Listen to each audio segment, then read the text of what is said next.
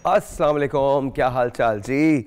I am all right, it's just I am feeling a bit cold और वो मौसम जो है वो अभी तक वैसे ही है। I am not really well, लेकिन ये है कि I am here. A very good morning to you all and show बहुत अच्छा होगा, बहुत ज़बरदस्त होगा। आई होप कि आप लोग बेहतर फील कर रहे हों। मेरे लिए तो कल रात बड़ी बुरी गुजरी है। अगैन आई कुडंट स्लीप, सारा मतलब पूरी रात जागते हुए गुजरी है and I was just counting कि कितने बजे क्या होता है। ऐसा भी हो रहा है कि कभी कभी ना थोड़ी सी पैंटिंग भी हो रही है, लाइक यू नो आपका सांस जो है वो पूरे तौर पे आता नहीं है। सो जस्ट रिमेंबर दिस कि जब आपको अगर इस किस्म का कोई भी प्रॉब्लम होता है तो you need to go and see the doctor. अगर आप डॉक्टर के पास नहीं जाएंगे तो फिर बड़े मसाइल होंगे। A very good morning to you. और बड़ी सारी खबरें हैं जी, आज बड़ा अच्छा शो है और आज हम जिस चीज़ के बारे में बात करेंगे उस चीज़ से बहुत सारे लोग सफ़र भी करते हैं। दैट इज़ कॉल्ड डिप्रेशन, और डिप्रेशन के बारे में तो बात होगी। लेकिन आज का शो बहुत अच्छा है, बहुत सारी खबरें हैं। लेकिन सबसे पहले की जो खबर है वो है क्रिकेट की, और क्रिकेट की भी आमिर जमाल की। What a wonderful performance this boy had and it was unbelievable, unbelievable. और मतलब कमाल ही हो। आप देख सकते हैं कि आमिर जमाल ने जो इनिंग्स खेली है उसके अंदर तो he was just shining like anything. It was mad to see that innings, it was just mad. एक वक्त पे पाकिस्तान के 79 फॉर 4 थे और उसके अंदर ऐसा लग रहा था कि शायद बहुत कुछ हो जाएगा और हम बहुत बड़ा स्कोर नहीं कर पाएंगे, लेकिन हमने बड़ा डिसेंट स्कोर किया है। 313 रन जो हैं वो हमने किए हैं, और जिसके अंदर रिजवान की बहुत अच्छी इनिंग थी, जिसके अंदर आगा सलमान की बहुत अच्छी इनिंग्स थी, और फिर ऑफ कोर्स आमिर जमाल की जो इनिंग्स थी वो तो कमाल ही इनिंग्स थी। तो पाकिस्तान 313 पे, और इस वक्त मेरा ख्याल में अभी मुझे पता चला था कि 116 पे कोई या 113 पे मैंने जो लास्ट चेक किया था तो 2 खिलाड़ी आउट थे ऑस्ट्रेलिया के। लेकिन मुझे आप बता सकते हैं एग्जैक्टली स्कोर क्या है? बल्कि इनफैक्ट मैं आपको ख़ुद भी बता सकता हूँ, भी बता दूंगा कि क्या स्कोर है। लेकिन आई थिंक रियलिटी यही है ना, 116, 118, 125, 130 ऐसे कोई 2 खिलाड़ी आउट हैं, 3 खिलाड़ी आउट हैं। 116 पे 2 ना, 116 पे 2 खिलाड़ी आउट हैं। लेकिन आमिर जमाल को हैट्स ऑफ टू हिम, और I think we have found a new allrounder, और हमें मुझे बहुत बहुत खुशी हुई है। What a find we have. This boy is just amazing. This gentleman is just beautiful to watch. हाँ, आमिर जमाल की प्रेस कॉन्फ्रेंस, जी वो लगाते हैं हम। आमिर जमाल की ज़रा प्रेस कॉन्फ्रेंस लगाइएगा जो उन्होंने की है, उन्होंने एक बड़ी अच्छी बात कही थी, वो भी ज़रा सुन लीजिए। मेरा पैशन है, और कितनी सेंस वाली बात कर रहे हैं। कल जो हम बात कर रहे थे, गोल्स की बात कर रहे थे, कल जो बात हो रही थी, आमिर ने वही कहा कि मेरा जो पहला माइलस्टोन था और जो मेरी जो डेस्टिनी थी वो ये थी कि मैं पाकिस्तानी टीम के अंदर पहुंच जाऊं। तो अब मैं पाकिस्तानी टीम में पहुंच गया हूं, अब मेरा हर परफॉर्मेंस जो है वो पाकिस्तानी टीम के लिए है। And I wish him the best, I really wish him the best. Let's go to India. और इंडिया साउथ अफ्रीका का मैच हुआ है, एक दिन में 23 विकेटें गिरी हैं। 1902 में, अब ज़रा इंडिया और साउथ अफ्रीका लगा दीजिएगा, बिकॉज 1902 में ये लास्ट मरतबा हुआ था जब आई थिंक 25 विकेटें गिरी थी, और कल 23 विकेटें गिरी हैं। It is unbelievable. I think 11 run पे 6 खिलाड़ी भी आउट हुए हैं इंडिया के। 55 के स्कोर पे साउथ अफ्रीका आउट हो गई थी, और उसके बाद 153 जो है वो हिंदुस्तान ने किया, और फिर उसके बाद आई थिंक 62 या 63 पे 3 खिलाड़ी या 2 खिलाड़ी जो ऑस्ट्रेलिया के हैं वो साउथ अफ्रीका के हैं वो आउट हो चुके हैं। तो 23 ऑल टुगेदर विकेटें गिरी हैं। 23 विकेटें, दैट्स ह्यूज। एक दिन के अंदर 23 विकेटें गिरना बहुत ह्यूज है। And I think I am really interested in watching this match, because ये वाला मैच हो या पाकिस्तान का मैच हो, आई थिंक क्रिकेट जो है वो तब्दील हो चुकी है, और ये इंडिकेशन है कि विकेट्स भी अब दूसरी बनाई जा रही हैं। ये वो विकेट्स नहीं हैं। विराट कोहली एक मरतबा फिर ही शाइंड, आई थिंक ही स्कोर्ड 46 और समथिंग, वो थिंक आई थिंक उनका सबसे ज़्यादा स्कोर था विराट कोहली का, and then of course so on so forth. लेकिन जाहिर है साउथ अफ्रीका ने भी बहुत अच्छी परफॉर्मेंस दी है। इस वक्त भी last that I knew was South Africa was trailing by 36 runs, और अब आई थिंक जब मैच शुरू होगा तो फिर ये देखा जाएगा कि एग्जैक्टली होगा क्या। बट मुझे लगता है ये दोनों मैचेस जो हैं ये बड़े एक्साइटिंग मैचेस हैं। पाकिस्तान और ऑस्ट्रेलिया का मैच बड़ा एक्साइटिंग होने वाला है, और साउथ अफ्रीका और इंडिया का मैच बड़ा एक्साइटिंग होने वाला है। नीडलेस टू से कि इसके अंदर नतीजा तो निकलेगा। वो दौर चला गया जब मतलब एक ज़माने के अंदर वो हुआ करता था कि जी क्या कहते हैं, नतीजा नहीं होता था मैचेस का, लेकिन अब तो मैचेस का, टेस्ट मैचेस का नतीजा निकलता है। एक टेलीफोन कॉल है, let's see who this is online. अस्सलाम वालेकुम, गुड मॉर्निंग। वालेकुम अस्सलाम, रियाज खान बोल रहा हूँ। कैसे हैं रियाज भाई, कैसे हैं आप? अल्लाह का लाख लाख शुक्र है। अल्लाह ताला इसी तरीके से आपको हंसता मुस्कुराता रखे और हमें भी इसी तरीके से खुशखुरम रखे। थैंक यू रियाज भाई। रियाज भाई, मैच के बारे में क्या कहते हैं? मजा आया मैच देख के?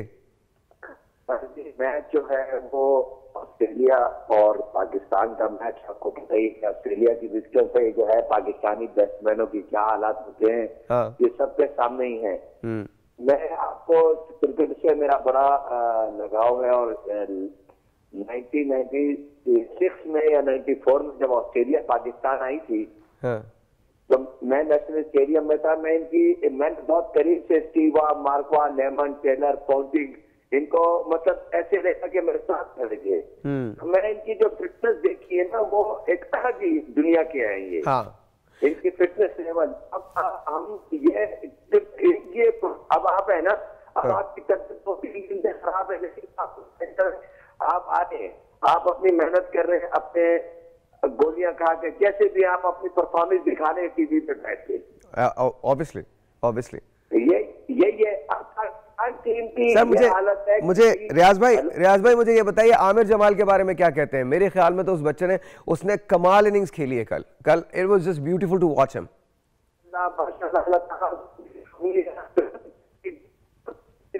उसने ऑस्ट्रेलिया की विकेट पे पाकिस्तान का बड़ा किया, जो हालत थी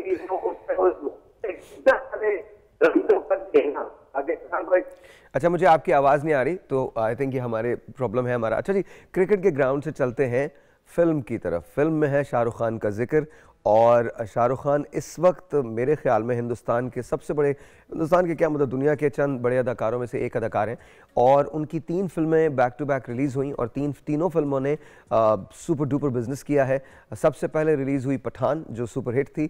उसके बाद रिलीज़ हुई जवान, जो सुपर हिट थी। And then of course Dunki is a hit, not a super hit but a hit. Rajkumar Hirani के साथ ये फिल्म रिलीज़ हुई थी इनकी। शाहरुख खान इस वक्त सबसे बड़े ग्रोसिंग एक्टर बन गए हैं, जिन्होंने 2500 करोड़ रुपए का बिजनेस दिया इंडिया को। 2500 crore, imagine that. I mean that's crazy, that is just crazy, that is, ये मतलब, और फिर ये अब मैं कभी कभी जब ये सोचता हूँ ना, आप ये देखिए कि ये वो वक्त था, 6 साल तक शाहरुख खान को सबने राइट ऑफ कर दिया था, और ये कहा था कि जी अब उनकी फिल्में चलेंगी नहीं। इनफैक्ट मैं उनका एक इंटरव्यू देख रहा था जिसमें उन्होंने ये कहा, बल्कि पढ़ रहा था कहीं, जिसमें उन्होंने ये कहा कि मैंने खाना बनाना सीख लिया था, और मैं ये सोच रहा था कि मेरी फिल्में तो अब चलेंगी नहीं, तो मैं कुछ ना कुछ शुरू करूंगा, कोई रेस्टोरेंट शुरू कर दूंगा जहाँ मैं, because he was eager to learn, he is always eager to learn. तो वो ये कहते हैं कि मैंने फिर ये सोचा था। एंड देन ऑफ कोर्स उसके बाद फिर पठान आई। पठान सुपर डुपर हिट थी, और पठान में एक आदमी का और भी कैरेक्टर था, and that is Salman Khan. Because I think वो मैंने तो पूरी तो पठान नहीं देखी है, लेकिन वो जो एक बिट देखा है मैंने सलमान खान का, उस पर I think people just went crazy. लेकिन सारा क्रेडिट जो था वो शाहरुख खान साहब का है। By far he is probably one of the most versatile and the biggest name that could be banked on as far as silver screen is concern. तो वो आई थिंक वो इंडिया में 2500 करोड़ का बिजनेस जो है वो दिया है शाहरुख खान साहब ने। तो ये बहुत बड़ी बात है, ये बहुत बड़ी बात है मेरे ख्याल में। आइंदा क्या ऐसा होगा आई डोंट नो, शायद ऐसा हो जाए। अभी एक नई उनकी फिल्म आई है सालार, उसने वो भी बहुत अच्छा बिजनेस कर रही है, उसने भी बाहुबली को पीछे छोड़ दिया है। तो बहुत सारी चीज़ें बहुत रैपिडली चेंज हो रही हैं। लेकिन डंकी जो है वो मैं ज़रूर देखना चाहूँगा, because it's very close to my heart. Because आपने वो दौर गुजारा होता है जब, मैंने तो डंकी नहीं की लेकिन मैंने परदेस तो काटा है ना, तो I really want to see. But anyway, तीनों फिल्में, तीनों hit, and Shahrukh Khan, only Shahrukh Khan could do this. 2500 crore का बिजनेस, ओनली ही कुड डू इट। हाँ जी, नेक्स्ट न्यूज़, रह जाइएगा नेक्स्ट न्यूज़ पे। I just want to see कि हमारे पास दूसरी न्यूज़ क्या है, because oh there you go. ये न्यूज़ तो मैं आपको बताना चाहता हूँ। एक बरतानिया की यूट्यूबर है जिन्होंने ये दावा किया था, ये तो मैं आपको सच बता रहा हूँ, हाथ उठा के कह रहा हूँ, मैंने हरा सकता हूँ, मैं क्या राजा भी हरा सकता है। इन्होंने ये दावा किया था कि जी ये बगैर सोए कितना वक्त गुजारेंगे। चले शर्त लगा लेते हैं।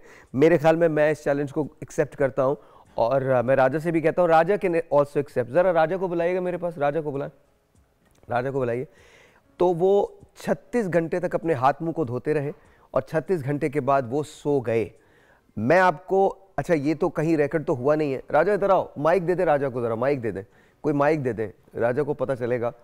तो लेकिन मैं सिर्फ इतना कह रहा हूँ कि 36 घंटे का रिकॉर्ड इन्होंने बनाया था, और घंटे के बाद ये सो गए। And to me I think record है, लेकिन ऐसा बड़ा नहीं है। आपको सोना नहीं चाहिए, बिल्कुल नहीं सोना, मतलब आपको सोना चाहिए, आपको ऐसी प्रैक्टिसेस नहीं करनी चाहिए। लेकिन वो रिकॉर्ड बनाने के लिए जा रहे थे। आइए इधर आइए, इधर आइए राजा साहब, आइए यहाँ बैठ जाइए, यहाँ बैठ जाइए। हाँ जी, थोड़ी सी अपनी ज़िंदगी बताओ साहिर लोधी साहब के साथ, कैसी ज़िंदगी है आपकी? अस्सलाम वालेकुम। वालेकुम अस्सलाम। कैसी ज़िंदगी है? बहुत खूबसूरत। खूबसूरत ज़िंदगी है। बहुत खूबसूरत। आपको सोने को मिलता है या नहीं मिलता? सच बताइएगा ईमानदारी से, क्योंकि देखिए लोधी साहब अगर नहीं सोएंगे तो आप भी नहीं सो सकते। जी बिल्कुल। हाँ, तो कब तक आपने कहाँ आपने उन्हें सोते हुए देखा है?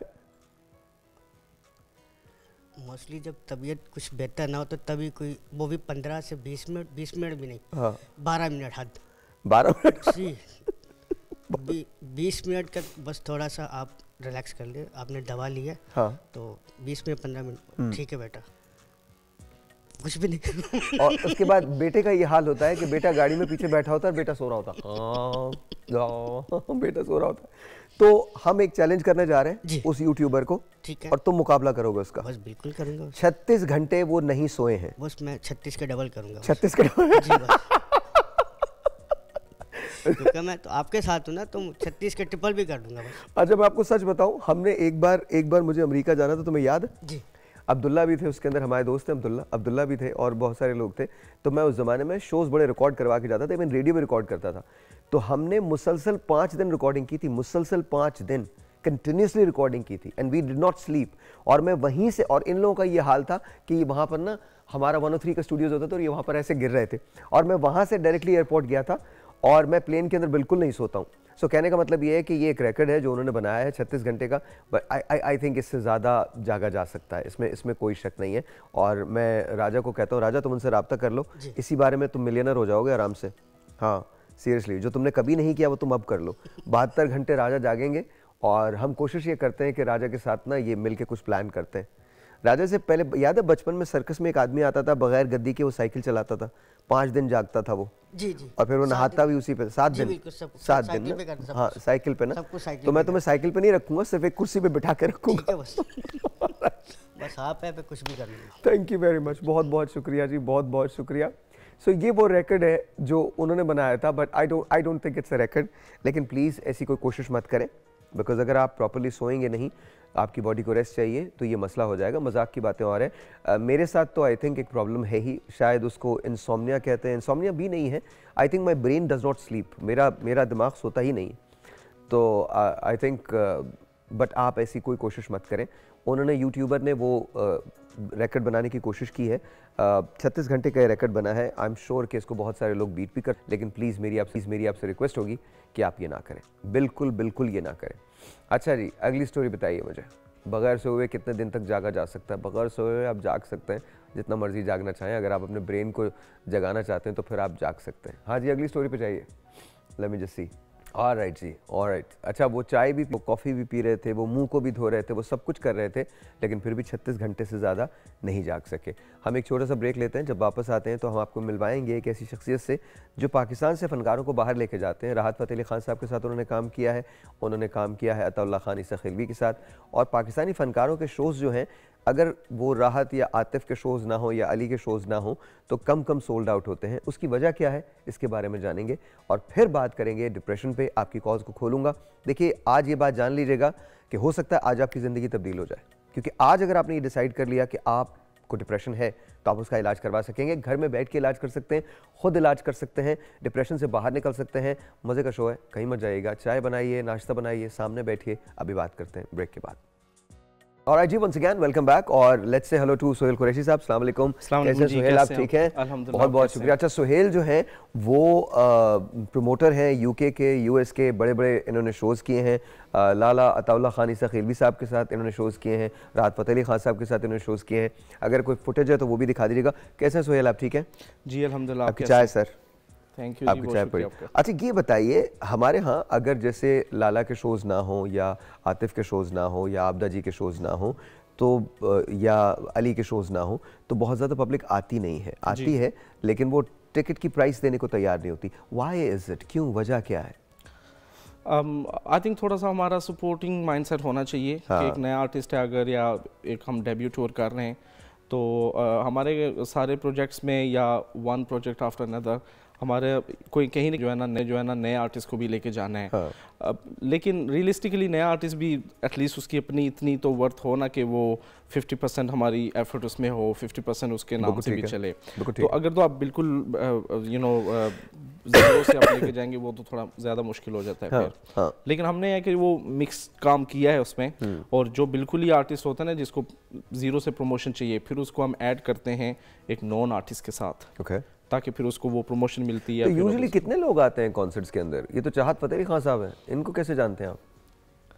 ये नहीं हंसने की बात नहीं, मैं समझता हूँ।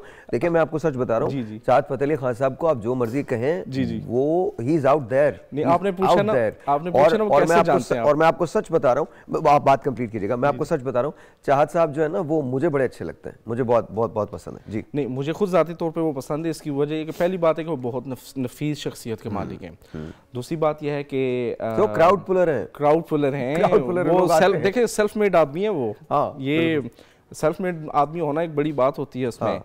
और इनका कॉन्फिडेंस जो है ना, उतना ही कॉन्फिडेंस मुझे भी था गाने पे। अच्छा, यकीन माने, मतलब ये बड़ी एक अजीब हैरत अंगेज बात है कि जिस कॉन्फिडेंस से चाहत भाई गाते हैं ना, उसी कॉन्फिडेंस से मैं भी गाया करता था। अच्छा, आज तक नहीं आया गाना मुझे। लेकिन देखिए वो फेमस हो गए, आप रह गए। नहीं मैं क्या मतलब, मैं फेमस नहीं हूँ क्या बात कर रहा था? गानों में हाँ, गानों में नहीं रहा मैं। मतलब इन्होंने तो कह दिया, मतलब वो फेमस होगा, फेमस मतलब नहीं यार, दो चार लोग मुझे भी जानते हैं। नहीं, वो गानों के कॉन्टेक्स्ट में बात हो रही है। अच्छा, उसमें बेसिकली है कि हमने कोशिश की चाहत फतेह खान साहब को भी बेसिकली, आपको पता ना बोल कफारा जब चाहत भाई ने गाया तो उससे उनको एक ब्रेक थ्रू मिला था, और वो उन्होंने बोल कफारा बॉयज के साथ बैठ के गाया था, शहबाज फयाज के साथ। लेकिन मसला है कि बोल कफारा उन्होंने नहीं गाया। गिला है, पहले बता दे, बोल कफारा उन्होंने नहीं गाया। किन्होंने? बोल कफारा तो किसी और ने गाया था, चाहत भाई ने उसको गाया था बाद में, राइट? हाँ जी, ऐसे ही है। वो तो टूर हो रहा था ना हमारा, बोल कफारा टूर के नाम से। अच्छा, फिर क्या गिला है आपको? तो मेरा गिला ये है कि वो किसी को क्रेडिट नहीं देते, ये देख लें आप। तो आप कौन सा दे रहे हैं किसी को क्रेडिट? मैं तो देता हूँ। आप भी कहाँ दे रहे हैं? आप भी तो राहत के शोज ही लेके जाते हैं ना, आप भी तो मतलब आपदा जी के शोज लेके जाते हैं, आप लोग भी तो क्रेडिट दिया करें ना कि इन फनकारों की वजह से सब कुछ होता है। आप कहाँ दे रहे हैं? नहीं, चाहत भाई को मैं डिफेंड करूंगा, सुहेल मैं चाहत भाई को बहुत डिफेंड करूंगा, तो मैं अंदाजा नहीं है। वैसे आज वो हमारे साथ होने चाहिए थे यहाँ पे। आज वो यहाँ पे होने चाहिए थे। नहीं, चाहत भाई बहुत अच्छे हैं। मैं चाहत फतेह अली खान साहब का फैन हूँ जी, मैं बिल्कुल उस आदमी में एक बात है, you see him and you feel happy, you just feel happy. It just that's how it is. It's I don't care कि वो क्या गाते हैं क्या नहीं गाते, हाँ I just don't care. I see him and I feel happy. नहीं, देखें इसी चीज़ का तो सारा उनका है, लेकिन यह कि देखें सबसे पहली बात है इंसान अच्छा होना चाहिए, बाकी आर्टिस्ट जैसा भी हो वो चलता रहता है। नहीं, आर्टिस्ट भी अच्छा होना चाहिए। आप यकीन जाने, इंसान तो मैटर करता है, बट आर्टिस्ट अगर अच्छा नहीं होगा पैसे नहीं मिलेंगे। अच्छा, फिर आप कह रहे हैं चाहत भाई कुछ भी गाते रहे। नहीं तो चाहत भाई देखें एक आपको मैं एक अजीब सी बात बताता हूँ। हाँ जी। डोनाल्ड ट्रंप जी, ठीक है, वो कुछ भी कहे लोग आएंगे, ऐसे ही Chahat Fateh Ali Khan is like that. Chahat भाई कहीं भी खड़े हो जाएं, पीपल आर गोना कम। हमारे यहाँ शेख रशीद साहब है, अच्छा इसको किसी कॉन्टेक्स्ट में मिलाइएगा नहीं। जी। मैं शेख साहब का बहुत बड़ा फैन हूँ, वो चाहे कोई भी बयान दे, उनका ताल्लुक किसी भी जमात से हो, लेकिन जब वो खड़े हो जाते हैं तो लोग सुनने लगते हैं जी। ये अल्लाह ताला की देन होती है। ये तो है। ये किसी लेकिन वैसे एक काम तो करें ना, एक टिकट शो रख के तो देखें चाहत भाई का। किसका? चाहत भाई का। कितने लोग आते हैं जरा? यार ये मुझे नहीं पता, वो तो आप जानते हैं, आप ज्यादा जानते हैं। चले, वो हमारा काम है, हम ही करते हैं। मैं तो उन्हें चूंकि प्यार करता हूँ इसलिए मैं उनको बोल रहा हूँ। अच्छा, ये जो तस्वीर आप देख रहे हैं ये लाला की है। लाला का मुझसे बड़ा कोई भी फैन नहीं हो सकता, और ये मैं लिख के देने को तैयार हूं। मुझे इस बात को पता है। लाला इज अनबिलीवेबल। मतलब मैं आपको बता रहा हूँ कि मैंने उनके साथ इतना काम किया है, और वो मेरे दिल में रहते हैं। जो लाला की बात है, मैंने उन जैसा बड़ा आर्टिस्ट नहीं देखा, मैंने नहीं देखा। और अगर आपको तो सिर्फ लाला के शोज आप करते हैं? जी बिल्कुल, बैक टू बैक अल्हम्दुलिल्लाह काफ़ी सालों से कर रहे हैं। हाँ, और क्या लगता है लोगों का क्या रुझान होता है? लोगों का एक दफ़ा थोड़ी सी एफर्ट ज़्यादा हमें करनी पड़ी थी, जब वो थोड़ा सा उन्होंने गैप लिया था, बीमार थे थोड़े से। अब तो अल्हम्दुलिल्लाह वो अच्छे हैं, और हर साल माशाल्लाह पहले से बेहतर होते जा रहे हैं। लोग उनसे इंतहा का प्यार करते हैं। मतलब मैं शायद बता ना सकूं आपको, जो इमोशंस जिस इमोशंस के साथ लोग हमें कांटेक्ट करते हैं उनसे मिलने की, उनकी एक झलक देखने के लिए, इट्स ट्रूली अनबिलीवेबल। अच्छा, व्हाट अबाउट राहत फतेह अली खान साहब? राहत साहब भी माशाल्लाह बहुत अच्छा, उनका हमने कोलैबोरेशन में किया था। तो बहुत अच्छा है उनका भी माशाल्लाह, और इंडियन क्राउड बहुत ज़्यादा है उनके पास। फिर ज़ाहिर है कुछ कवाली एलिमेंट फतेह खान साहब के चुके। अच्छा ये बताइए, इंडियन क्राउड पाकिस्तानी शोज़ में आते हैं अक्सर या कम आते हैं? पाकिस्तानी शोज़ में कम आता है, लेकिन अगर इंडियन इन्फ्लुएंस या इंडियन सॉन्ग्स वगैरह हो तो ज़्यादा फिर तो वो नहीं, लेट्स से कि आतिफ अगर परफॉर्म करें तो आई एम श्योर कि जी जी आते हैं। आतिफ के शो में आते हैं, राहत के शो में आते हैं, आपदा जी के शो में बहुत ज़्यादा आते हैं ऑफ कोर्स। हमारी जो इसके अलावा जो हमारे कवाली कॉन्सर्ट्स होते हैं ना, उसमें एज लॉन्ग एज आपने अच्छे से कवाली को प्रेजेंट किया हो तो वो आते हैं। ज़रा एवरेज थोड़ी सी कम हो जाती है क्योंकि कवाली में एक फिर लिमिटेड क्राउड होता है, लेकिन वो आते हैं। अच्छा इन दिनों आप क्या कर रहे हैं? Are you planning shows? हाँ जी हाँ जी, अभी 2024 में 3 हमारे बैक टू बैक टूर्स हैं। Okay. उसमें एक कवाली का है, एक वैरायटी शो है और एक उसमें comedy. What is a variety show? Variety show क्या होता है? कुछ अरसे से बेसिकली पाकिस्तानी को एक अच्छा वैरायटी शो हुआ नहीं है। Okay. तो उसमें हम कोशिश कर रहे हैं कि उसमें 2 से 3 ऐसे नाम हों जो कि क्राउड पुलर हों, और उसमें एक अच्छा होस्ट हो और 1-2 कॉमेडी के नाम हो, लेकिन वो एक लाइट कॉमेडी होती है, वो कॉमेडी शो एक्चुअली है नहीं वो।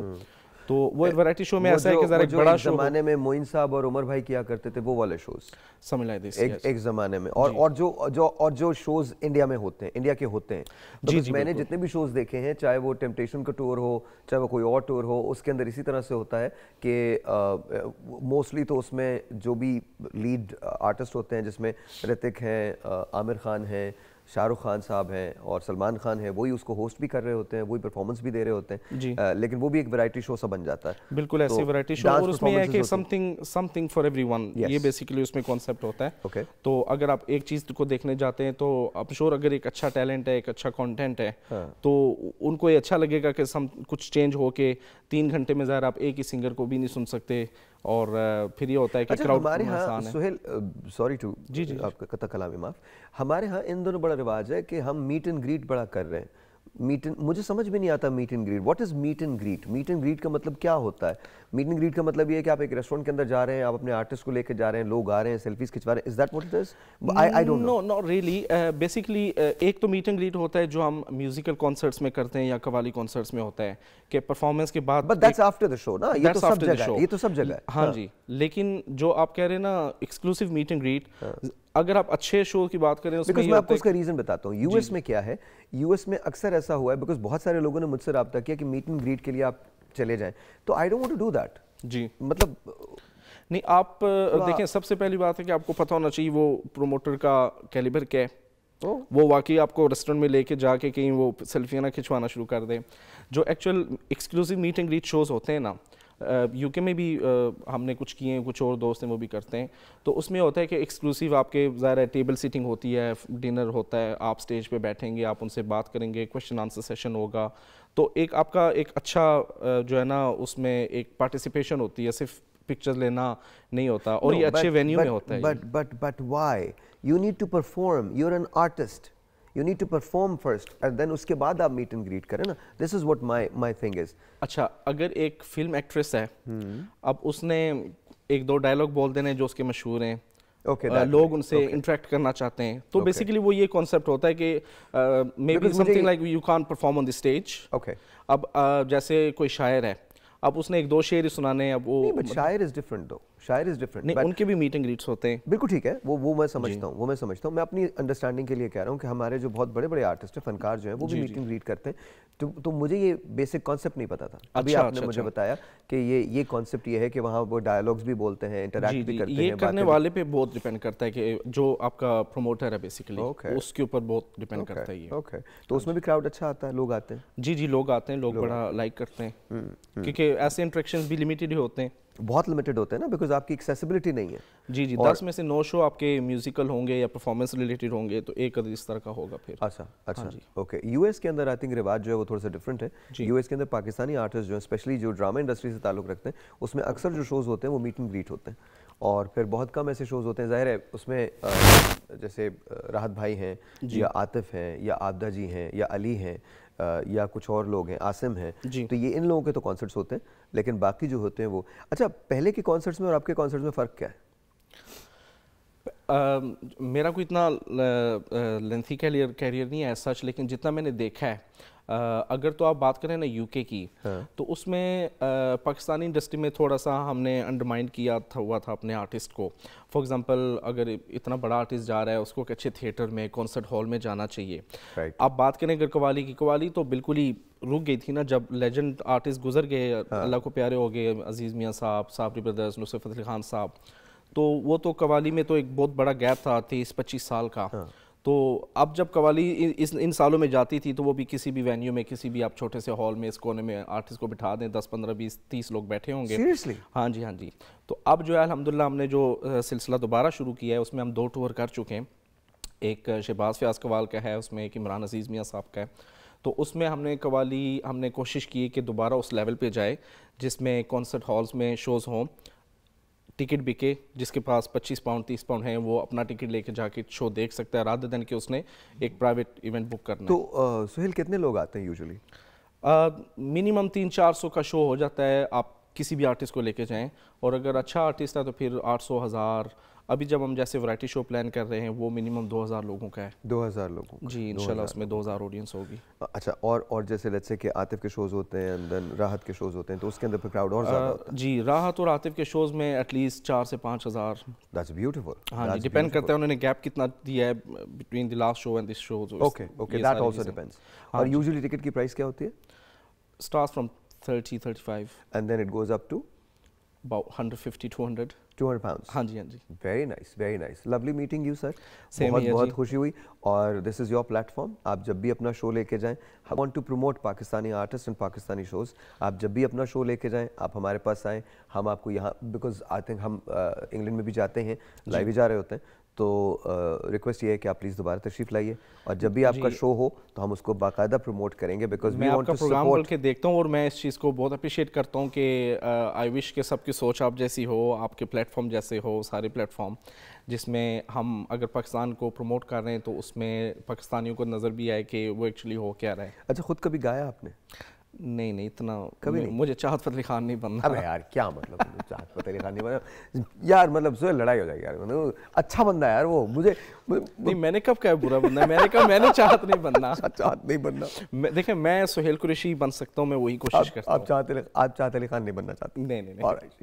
वेल, सुहेल कुरैशी हैं, इनके जब कॉन्सर्ट्स हों लंदन के अंदर या यूके के अंदर तो प्लीज़ उसमें ज़रूर जाएं, न सिर्फ इनको सपोर्ट करने के लिए बल्कि पाकिस्तानियों को सपोर्ट करने के लिए, बिकॉज देखें ये बहुत बड़ी रिस्पॉन्सिबिलिटी होती है। एक इसकी चीज़ वो है जिस पर हमने बात ही नहीं की है, सुहेल अपना पैसा इन्वेस्ट करके आर्टिस्ट को लेके जाते हैं। अगर वहाँ आर्टिस्ट पैसा रिकवर नहीं करता तो फिर बहुत सारे लोगों के लिए वेन्यूज़ जो होते हैं ये बंद हो जाते हैं। तो please make sure you support Pakistan and support Pakistani artist. एक छोटा सा ब्रेक लेते हैं, मिलते हैं ब्रेक के बाद।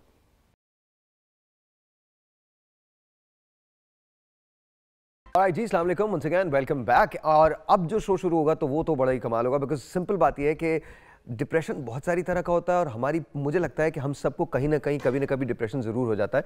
मेरे साथ 3 बेहतरीन गेस्ट हैं, एक हमारे साथ कराची से ऑनलाइन होंगे, ऑनलाइन हो जाएंगे इंशाल्लाह, आई होप कि ही इज़ देयर। और मेरे साथ स्टूडियोज़ के अंदर हैं डॉक्टर फाफ मंजूर साहब। अस्सलाम वालेकुम जी, कैसी हैं आप? बहुत बहुत शुक्रिया for being here. And Timur is here as well. Timur, बहुत बहुत शुक्रिया।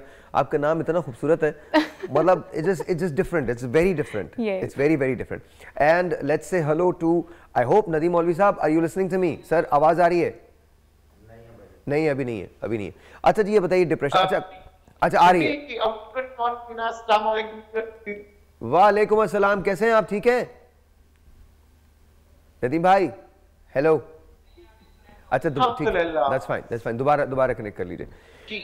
डॉक्टर साहब, कितने किस्म के डिप्रेशन होते हैं एक्चुअली, और क्यों हम डिप्रेस्ड होते हैं इतना? मौसम की वजह से होता है, स्ट्रेस की वजह से होता है, फाइनेंशियल स्ट्रेस होता है, या कोई और वजह होती है? थैंक यू वेरी मच साहब फॉर हैविंग मी हियर, और सबसे पहले आपको हैप्पी न्यू ईयर और आपकी सारी टीम को भी हैप्पी न्यू ईयर। बहुत बहुत शुक्रिया। डिप्रेशन की आपने बात की तो हमने को 2023 में कोई तीर नहीं मारा था, जिसकी मुबारकबाद है हम देखें, हमने नहीं मारा, मैं आपको जेन्युइनली बता रहा हूँ, मतलब हर एक आदमी ना, I don't understand this concept ना, okay happy new years, let me tell you one thing, 1 साल और कम हो गया है मेरे दोस्त। I never understand happy birthdays. I could never understand that. I'm really sorry. I could never understand life insurance. What is life insurance? It's death insurance. आप जब मर जाते हैं तो आपको पैसा मिलता है. That's what it is. खैर आपको वैसे भी मिल जाता है अगर आपकी टर्म इंश्योरेंस हो, वैसे मिल जाता तो यूँ कहने की बात है. But go on. मैं तो अजीब बातें सोचता हूँ. बिल्कुल, आप अजीब बातें करते हैं लेकिन अच्छी बातें करते हैं. बहरहाल मेरा जो इसमें पॉइंट ऑफ व्यू है वो ये है कि we need to look forward what's ever going on, जो कुछ भी होता जा रहा है it's okay, but we need to look forward. So अगर हमने 2023 में कोई तीर नहीं भी मारा, हम 24 के लिए, थैंक यू सो मच, हम 24 के लिए जो है वो कुछ अच्छा प्लान कर सकते हैं और सोच सकते हैं। एनीवेज हम डिप्रेशन की बात कर रहे थे। आपको चाय नहीं दे रहा, मैं मैकडॉनल्ड्स में काम भी करता हूँ, आपको फ्राइज वगैरह अगर चाहिए तो वो भी ला के दे सकता हूँ मैं हमेशा ये कहता हूँ कि अगर आपको अपने बच्चों को स्कूल छुड़वाना हो या ड्राइवर की जरूरत हो तो बर्तन साफ करवाने हो, आई can do all of it and I can actually cook also. I can cook fairly decent. That's great. Multitasking. Yes, multitasking. और फिर दूसरों की सर्विस भी. Of course. वो तो है ही ना. That's plus. That's absolutely. अच्छा, ये आपने बातें जो कह रहे हैं ना, ये बड़ी अच्छी बातें हैं, क्योंकि मेरे ख्याल में ये बातें जो है ना हमारा जो डिप्रेशन के लेवल्स होते हैं और मूड्स होते हैं उनको भी बेहतर करते हैं.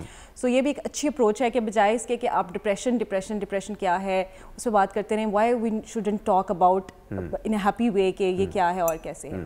सो आप ये बात करती है क्या होता है, क्यों होता है. देखें, ये जो क्यों होता है इसकी 2-3 वजूहात होती हैं. एक तो जेनेटिक रीजनिंग होती है कि आपके अंदर कोई ऐसी टेंडेंसी है कि आप जो है वो आपके अंदर ट्रिगर हो जाएं किसी भी स्टेज पे जाके. दूसरा इसका एक बड़ा फैक्टर जो है वो एनवायरमेंटल फैक्टर है या एक्सपोजर है टू डिफरेंट सिचुएशंस. इस तरह से लाइफ के इवेंट्स हैं. फॉर एग्जांपल किसी की ज़िंदगी में कोई ऐसा हादसा हो गया, कोई ऐसी परेशानी आ गई और मुस्तकिल परेशानी आ गई. फॉर एग्जांपल अभी आप बात कर रहे थे कि हमारे जो हालात हैं आजकल के वो मुस्तकिल तौर पे इतने डिप्रेसिव हैं कि आप उसके अंदर जब एक स्टेट ऑफ माइंड में रहते हैं और रहते चले जाते हैं तो वो आपको डिप्रेशन की तरफ लेके जा सकते हैं. सो ये चीज़ें जो हैं हर एक को डिफरेंट तरह से इफेक्ट भी करती हैं. आपने कहा मुस्तकिल परेशानी आ गई तो मैं कुछ और भी सोच रहा था, बट वो मैं कह नहीं सकता. मुस्तकिल परेशानी तो बहुत सारी चीज़ों की वजह से आ जाती है. Anyways, Timmer, what do you think depression क्या है? शी इज़ वेरी राइट कि डिप्रेशन इज़ समथिंग के जो बड़े नॉन सिम्टम्स तो हमें डिप्रेशन के पता है ना, कि उदासी है, फिर उसके अलावा चिड़चिड़ापन है, हमारी बेचैनी है, ये वो. लेकिन let me tell you some new things about depression जो कि आजकल नई रिसर्च उस पर चल रही है, which is functioning depression and smiling depression. अच्छा. Many of us are like these days has this smiling depression thing कि हम लोग अंदर से तो we are suffering through something, but we are labeling ourselves with a smile just because कि हमने वो उर्दू इतनी शुद्ध उर्दू. हाँ, शुद्ध उर्दू नहीं, हिंदी का लफ्ज है शुद्ध. उर्दू बोलिए. मतलब सारे लोग जो बेचारे बैठे हैं वो कंप्लेन करते हैं, साहिर भाई ये सारे अंग्रेजी में क्यों बात करते हैं. तो मुझे ये लगता है कि जो स्माइलिंग डिप्रेशन है वो एक ऐसा डिप्रेशन है कि हमारे अंदर तो बहुत सारी ऐसी चीज़ें चल रही होती हैं कि हमें पता होता है कि अच्छा दिस इज़ व्हाट, मतलब ये वो चीज़ है जिसे हम सफ़र कर रहे हैं, लेकिन एट द एंड हम सिर्फ उसको स्माइल के साथ आगे लेके चल रहे होते हैं. दूसरा एक फंक्शनिंग डिप्रेशन. अभी फंक्शनिंग डिप्रेशन के बारे में बात करते हैं. एक टेलीफोन कॉल ले लूँ मैं. अस्सलाम वालेकुम जी. हेलो. अस्सलाम वालेकुम. वालेकुम. कैसे हैं आप? अल्लाह का शुक्र, बिल्कुल ठीक ठाक. कौन बात कर रहे? उबैद रहमान. आपका कह लें, फैन कह लें, रोज आपको तंग करने आ जाता है आपकी शो. कैसे हैं आप उबैद? ठीक है. ठीक ठाक. अच्छा सर, ये आपके पास जो बैठे, मैंने दरअसल अभी ट्यून इन किया तो मैं इनका नाम वगैरह तो नहीं जान सका, लेकिन टॉपिक मैंने सुन लिया आपका. जी बताइए. अच्छा सर, एक डिजीज है एक्यूट साइकोटिक एपिसोड के नाम से. ओके. जिसका मैं भी रहा हूँ, जिसे मैं सफर करता रहा हूँ 2009 से लेके 2017 तक. ओके. और मेरे डॉक्टर रहे हैं डॉक्टर मोहद्दत हुसैन राना, शायद जो ये आपके सामने बैठे हुए हैं ये इनको जानते हो. ओके. इनकी फील्ड के हैं. मोहद्दत हुसैन राना साइकियाट्रिस्ट है, तकरीबन आप कह लें एशिया में 3rd रैंक को होल्ड करते हैं वो. ओके. तो मैं दरअसल ना जब उनके पास ट्रीटमेंट था तो उन्होंने मुझे अपनी बीमारी का नाम तो मेरे बताया था, लेकिन मैं जान नहीं सका था इसके बारे में कि ये बेसिकली है क्या चीज है और ये क्या है. तो आपसे मेरा इनसे डॉक्टर से सवाल ये था, अगर मैं इनसे बात कर सकूं तो. जी बिल्कुल बात कीजिए डॉक्टर साहब. जी बात कीजिए. जी. अच्छा, अगर आप मुझे बता सकेंगे what is acute psychotic episode in simple words Urdu. देखिए, ये एक ऐसी कंडीशन है इतना समझ नहीं पाते इन चीजों को ना. हाँ. और अवेयरनेस नहीं आती है हमारे अंदर इन चीजों के बारे में. तो सर, अगर आप थोड़ा सा अगर कर सके, उसको वाज़ेह कर सकें या थोड़ा सा बता सकें. देखिए, ये एक ऐसी कंडीशन है, ऐसे सिम्टम्स हैं जिसमें कि आपको एपिसोड्स आते हैं. एपिसोड्स का मतलब ये है कि आप कुछ अरसे के लिए ख़ास सिचुएशन में रहते हैं और फिर उसके बाद वो सिचुएशन कुछ बेहतर हो जाती है और दोबारा आप चले जाते हैं उस सिचुएशन में. और ये जो एपिसोड्स होते हैं ये आपको डिफरेंट तरह से आपके ऊपर अफेक्ट कर देते हैं. आमतौर पर ये सैडनेस के और होपलेसनेस के जो है एपिसोड्स होते हैं. और इसमें अगर आपके एनवायरमेंटल फैक्टर्स थोड़े सूदिंग हों तो आप जल्दी बेहतर हो जाते हैं. ये एपिसोड्स बाज़ औक़ात 6 से 8 दिन भी चलते हैं और मैक्सिमम 1-1.5 महीना तक भी ये एपिसोड्स जो हैं वो जारी रहते हैं। अच्छा, इसमें होता ये है कि बाज़-औक़ात अगर आप मेडिसिन नहीं ले रहे हैं और आपकी जो थेरेपी है वो नहीं चल रही, तो आपको जितना मर्जी भी इन्वायरमेंट सपोर्टिंग हो, आप उसके लिए रेडी नहीं होते। फॉर एग्जांपल, आप एक खास स्टेट ऑफ माइंड में हैं और आप उससे बाहर नहीं निकलते। आपके इर्द गिर्द जैसे हम नॉर्मल इंसान हैं, हमें कोई अच्छी बात, खुशी की बात मिले तो हम बहुत बेहतर फील करना शुरू कर देते हैं। सो ये थोड़ा सा सीरियस सिचुएशन होती है, लेकिन ऐसी कोई बात नहीं है। इसको आप मेडिसिन के साथ और आप इसको खास तौर पे थेरेपीज के साथ जो है वो बहुत बेहतर। अच्छा, दुनिया में जो 5% एडल्ट्स हैं वो डिप्रेशन का शिकार होते हैं। एंड बाय द वे, कल मैं जब रेडियो कर रहा था तो ऐसी मैं फजूल किस्म की रिसर्च ना अक्सर करता रहता हूँ। दुनिया के जो खुश तरीन कंट्रीज़ हैं, आपको पता है उसमें नंबर 1 कौन है पिछले 6 साल से? कौन है? फिनलैंड। पिछले 6 साल से। You know why? बिकॉज वो एक चीज़ पे बिलीव करते हैं, लिव एंड लेट लिव। आपकी ज़िंदगी के अंदर जब तक आप जजमेंटल रहेंगे लोगों के लिए, तब तक आप इसी बकवास का शिकार रहेंगे। मतलब मेरा तो कभी दिल चाहता है कि आप अगर मुझे कोई स्पीच देनी हो कौमी असेंबली के अंदर, तो मैं तो सिर्फ इतना कहूँगा कि खुदा का वास्ता जिएं और जीने दें। खुदा का वास्ता इस बकवास को छोड़ें, आप आगे निकलें, बढ़ें ज़िंदगी में, लाइफ में।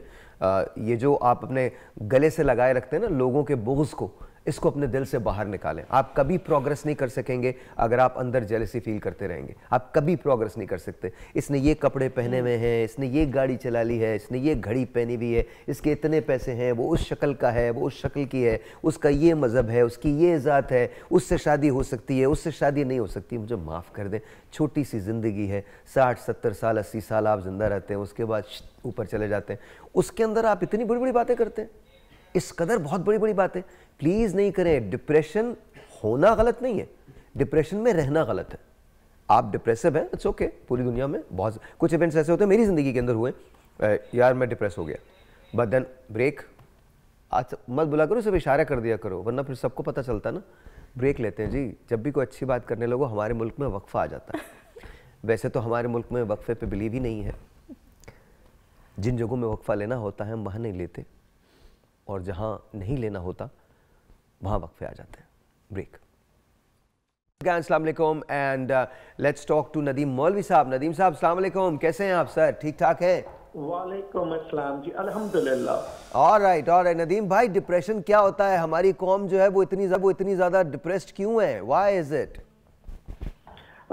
एक तो सबसे अहम बात, जब हम अपने दिलों में बात रखते हैं और उससे बाहर किसी से बात नहीं करते हैं, डिस्कस नहीं करते हैं, हाँ। तो दिल में रहते वो डिप्रेशन का शिकार हो जाता है शख्स, और स्ट्रेस में चले जाता है, और फिर वो जो दिल की बात है उसको कहते हुए भी घबराता है।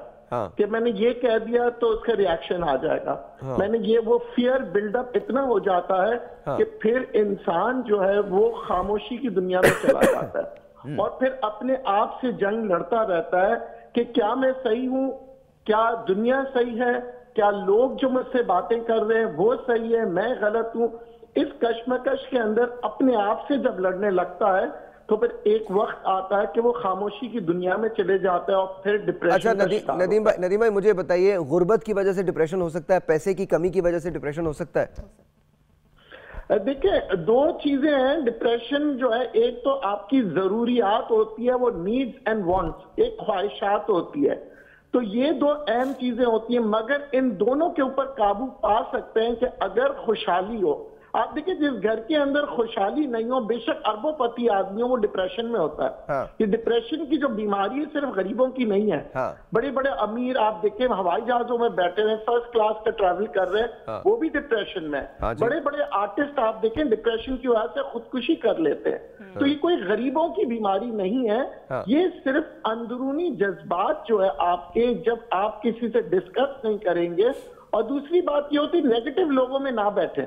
आप उनके साथ बैठेंगे तो आप मजीद और जो डिप्रेशन में चले जाएंगे, क्योंकि वो आपको कहेंगे नहीं जनाब आप नहीं कर सकते। हाँ। और जिंदगी में आदमी देखिए, आदमी बीवी बच्चे गर्लफ्रेंड आदमी दोस्त मोहब्बत क्यों करता है कि वो अपने आप को एक्सप्रेस करता है, वो उससे गुफ्तगू करता है, डिस्कशंस करता है। और यही डॉक्टर के पास जब हम जाते हैं तो वो हमारी दिल की बात सुनते हैं। हाँ। हम जब जाते हैं तो उनसे गुफ्तगू करते हैं और फिर वो हमें रेमेडियल बताते हैं। हाँ। तो हमारे यहाँ ये जो है, हम ज्यादातर डिप्रेशन में हम इसलिए आते हैं कि इंसान ख्वाहिशात का पुतला है। अच्छा, तो आप ये कह रहे हैं, आप अब let me try to understand this, आप ये कह रहे हैं कि अगर ख्वाहिशात पूरी ना हो तो कभी कभी ख्वाहिशात के पूरा ना होने की वजह से भी डिप्रेशन हो जाता है। जाहिर है फाइनेंशियल स्ट्रेस हो, गुर्बत हो तो उसकी वजह से भी डिप्रेशन हो जाता है, लेकिन डिप्रेशन अमीरों में भी होता है। और ऐसा नहीं है कि डिप्रेशन की बीमारी जो है वो सिर्फ यही जिस्ट है ना आपका, यही कह रहे हैं आप? जी नदीम भाई, आप hold on to that thought और उसके बाद हम बात करेंगे। आपकी मैं लाइंस खोल रहा हूँ, अगर आपको लगता है कि आप ऐसा फील कर रहे हैं कि आप सैड हैं या आपकी जिंदगी थोड़ी सी मुश्किल है तो आप हमें कॉल कर सकते हैं। हमारे जितने एक्सपर्ट्स हैं वो सब आपसे बात करेंगे। Let me come to you doctor साहब। डॉक्टर साहब, मुझे ये बताइए कि आप अचानक से सैड फील कर रहे हैं, ठीक है, और उस सैडनेस की वजह यह है कि बच्चे आपकी बात नहीं सुन रहे, हस्बैंड आपकी बात नहीं सुन रहे, घर वाले आपकी बात को मान नहीं रहे, तो इससे बाहर कैसे निकला जाए? अच्छा सर, ये जो सिचुएशन है कि बात नहीं सुनने, अच्छा, मैं आपको सिचुएशन इसलिए दे रहा हूँ क्योंकि उससे लोग रिलेट कर सकेंगे। जी बिल्कुल जी। ये जो सिचुएशन है ये अगर तो टेम्प्रेरी है तो मेरा नहीं ख्याल कि हमें सैडनेस में जाने की ज़रूरत होती है। ये सैडनेस से ज़्यादा हमें बाज़ औक़ात बेबसी ज़्यादा महसूस होती है। मैं इस सिचुएशन को बेबसी के साथ ज़्यादा रिलेट करती हूँ कि जब आपकी कोई बात नहीं सुन रहा है और घर का माहौल अगर आपने इस तरह से बना लिया है कि उसमें ख़ास तौर पे ये जो बच्चों की बात ना सुनने वाली सिचुएशन है, इसमें मैं समझती हूँ कि मियाँ बीवी का आपस का जो तल्लुक़ है ना वो बड़ा इंपॉर्टेंट है। वो बड़ा ज़रूरी है कि वो अगर कंफर्टेबल है तो बच्चे भी बात सुनते हैं, और अगर बच्चे ये देखते हैं कि माँ बाप में से कोई एक जो है वो सप्रेस है और दूसरा जो है वो उसके ऊपर इन्फ्लुएंस करने की कोशिश करता है, तो बच्चे भी उस चीज़ को फॉलो करते हैं। अच्छा, बाज़-औक़ात एक पार्टनर ये बड़ा उस टाइम पे फील कर रहा होता है कि मैंने तो कोई जंग जीत ली है, लेकिन उसे ये नहीं पता होता कि वो अपने बच्चों के लिए भी ख़राब कर रहा है और अपने पार्टनर के लिए भी ख़राब कर रहे हैं। सो ये बेबसी की सिचुएशन ज़्यादा है, और जब आप बेबसी महसूस करते हैं तो ऑफ कोर्स आपके अंदर सैडनेस जो है वो आती है। तो इसके लिए बेहतर यही है कि आप अपने घर के माहौल को बेहतर करने की कोशिश करें, और एक चीज़ याद रखें कि जब आप बेबसी महसूस करते हैं, हमारा आम तौर पे रवैया होता है कि हम छोटे लोगों पे या छोटी चीज़ों के ऊपर जो है ना वो अपना रोब जमाते हैं या उनके ऊपर अपना एक तकिया बांध लेते हैं। अगर आप किसी डिवाइन पावर के साथ जुड़ जाते हैं, जैसे कि अल्लाह ताला की ज़ात है, और आप अपना सारा ये समझ लेते हैं कि मेरी बेबसी मेरी हद तक है और ये सब कुछ कंट्रोल करने वाला कोई साथ वाला बंदा नहीं है मेरा, बल्कि एक और ज़ात है जो सब कंट्रोल कर रही है, तो आप ज़्यादा एम्पावर्ड फील करते हैं। देखिए, वो बिल्कुल सही है, लेकिन यहाँ मैं सिर्फ इतना कहता हूँ, हर आदमी उस एलिवेशन पे होता ही नहीं है जी, लेकिन यहाँ तक आना ज़रूरी है हमें। नहीं, ज़रूरी नहीं है। देखें, जब तक आप प्रैक्टिकल चीज़ें नहीं करेंगे ना, कोई चीज़ हल नहीं होगी। आई एम रियली सॉरी, हम इतने डिवाइन नहीं हैं, हम बकवास करते हैं, हम झूठ बोलते हैं, हमने रिलीजन को इस्तेमाल किया है और हमेशा इस्तेमाल करते हैं। देखिए, अल्टीमेट डिवाइन तो है ही। अगर आप उतने पावरफुल हो जाते हैं तो फिर तो आपको डिप्रेशन होता ही नहीं है, फिर तो सवाल ही नहीं पैदा तो कि आपको डिप्रेशन हो जाए। डिवाइन पार्ट पे एतबार रखना, एक टेलीफोन नहीं, हम नहीं रखते ना, हम नहीं रखते, लेकिन ये रखें, जरूरी है। एक टेलीफोन कॉल है, let's see who this is online. अस्सलाम वालेकुम जी। हेलो जी, वालेकुम सलाम साहिबा, क्या हाल है? अल्लाह का शुक्र, बिल्कुल ठीक ठाक। आपका नाम? अल्हम्दुलिल्लाह, शुक्र अल्हम्दुलिल्लाह। आपसे बात करके बहुत खुशी हुई सर। पहली मतलब आपको कॉल कर रहा हूँ। Thank you. दिल में बहुत खुशी महसूस हो रही है सर। थैंक यू, बहुत शुक्रिया सर। मैं यही पूछना चाहता था, आपने जो अभी 2 मिनट पहले बात की है, गुर्बत की वजह से भी डिप्रेशन का शिकार हो जाता है इंसान, तो गुर्बत से निकलने के लिए सर आपको प्रोग्राम बनाए हैं? देखिए, किसी सदी में भी हम गुर्बत में गुजर रहे हैं, इतनी आमदन नहीं है, चलो थोड़ी 7-8 घंटे ड्यूटी करके अगर हम शाम को छोटा सा कारोबार करने के लिए भी हमारे पास पैसे नहीं है, तो इसके लिए कोई प्रोग्राम बनाए ना, तो कल हमारी काफी टेंशन खत्म हो जाएगी। बहुत शुक्रिया। आप मुझे इजाज़त दीजिए, मैं एक बात करना चाहता हूँ, और ये मैं कोट कर रहा हूँ रिहान अल्लाह वाला की बात। वो यहाँ आए थे मेरे पास, तो उन्होंने मुझसे बात की थी, और ये हमेशा मैं क्रेडिट उन्हीं को दूंगा। रेडियो पे जब मैं उनके साथ शो कर रहा था तो उन्होंने कहा कि अगर आपके पास 500 रुपये हैं, 500 रुपये हर एक आदमी के पास होते हैं, आप एक बाल्टी खरीद लें, उसमें थोड़ा सा पानी डालिए और 2 कपड़े लीजिए और गाड़ियाँ धोना शुरू कर दीजिए। लेट मी टेल यू, कोई भी चीज़ जो बड़ी है ना, कोई भी चीज़ जो बड़ी है वो छोटे से शुरू होती है। याद रखिए, अगर मेरी ज़िंदगी के अंदर कोई प्रॉब्लम है तो जब तक मैं उसे हल नहीं करूँगा तब तक वो प्रॉब्लम हल नहीं होगा। देखिए, मैं तकिया करके बैठ जाऊं कि ऊपर से एक मौजज़ा हो जाएगा, सबसे बड़ा मौजज़ा तो मैं खुद हूं। अल्लाह ताला ने मुझे पैदा किया है एक मौजज़े की सूरत में, उसने मुझे दिखा दिया है, उसने मुझे सांसें दी हैं, उसने मुझे शऊर दिया, उसने मुझे अक्ल दी, उसने मुझे ज़बान दी है, उसने मुझे बता दिया कि मैंने तुम्हें दोनों हाथ पांव दे दिए, तुम फैसला करो कि तुमने ज़िंदगी को गुजारना कैसे है। तो देखिए, 500 रुपये से आपका बिजनेस शुरू हो सकता है, 500 रुपये से कारोबार शुरू हो सकता है, बल्कि 500 रुपये भी नहीं चाहिए। आपको पता है ना कि इंटरनेट का दौर है इस वक्त, आप यूट्यूब पे जाके अपनी वीडियोस अपलोड कर सकते हैं, आपका स्किल जो है वो आपको बहुत सारे पैसे दिला सकता है। उसके बारे में और दूसरी बात, जहाँ तक गाइडेंस की बात है कि हम कुछ करें, तो हम जून के अंदर एक प्रोग्राम लेके आ रहे हैं, मैं खुद लेके आ रहा हूँ, हमारी अपनी कंपनी जो है वो लेके आ रही है, और उसमें हमारी कोशिश ये है कि हम 10,000 जॉब्स जो हैं वो क्रिएट करें। अब ये पूरा होगा या नहीं होगा ये मुझे नहीं पता, ये मेरा विजन है। अब उसके लिए करना क्या है वो हम कर रहे हैं, लेकिन कहने की बात यह है कि आप कभी भी ये मत महसूस करें कि आप बिजनेस शुरू नहीं कर सकते। 500 रुपये अगर आपके पास है ना, आप 1 किलो चने लीजिए और वो बेचना शुरू कर दीजिए। मैं आपको सच बता रहा हूँ, इससे एक ख़त था जो कल मैंने अब्राहम लिंकन का जो उसने अपने बेटे के टीचर को लिखा था, वो अपने रेडियो पे पढ़ा था।